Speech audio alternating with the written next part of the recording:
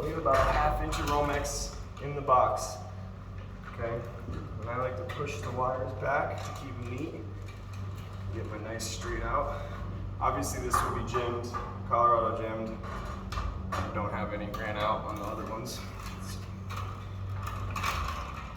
I like to do about a fist and a thumb worth.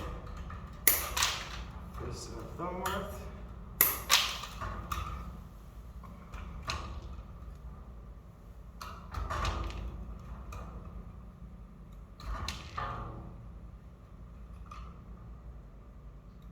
About 5/8 to 3/4 on the strip back. Here are my tails.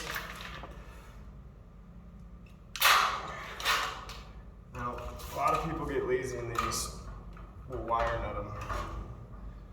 Just like that. Put them together and wire nut them. That is not the right way to do it. You want to get a good twist on them.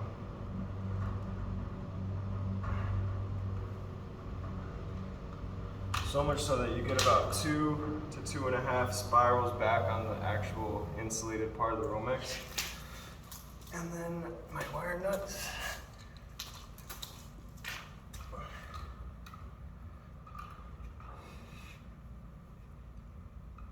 Also, I've learned that I like to tuck each set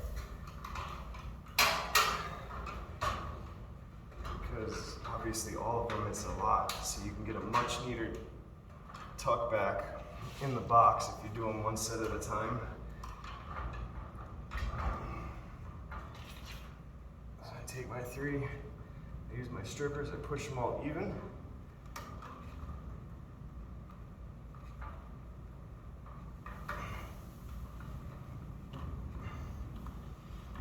Two and a half, 3 spirals back on the color.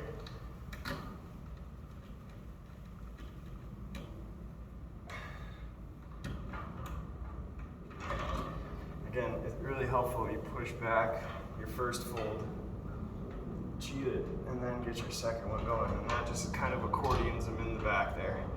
That's why in that case, when drywall goes in, and if they're using a roto zip, that roto zip's not gonna hit our wires. And if they do nick one, it's just our tails. It's nothing that's behind the wall. Lastly, ground. Again, I like to use my strippers because when you have a nice even, when they're nice and even like that, when you start your twist, the wire nut is just going to go on so much easier. I see a lot of guys, they'll literally take this with the ground and they'll spin it all the way back.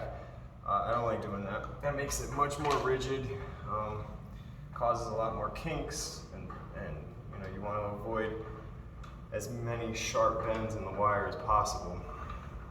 Again, push the bottom. If they're coming in from the top, I push it all the way to the bottom so it lays flat along the back of the box. Start my bend up.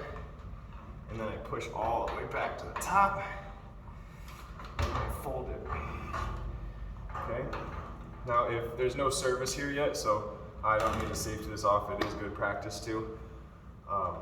But I will be doing the service on this, so I know that I won't. If it's a big job where another crew is coming in with the company, or another guy is coming in, then it's definitely good practice to safety it off, even if service isn't here.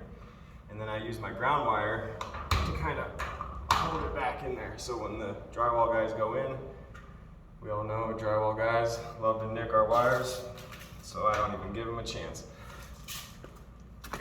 The end product wants to look something like that. Again, this will be Colorado gemmed, like that over there. So, that's it.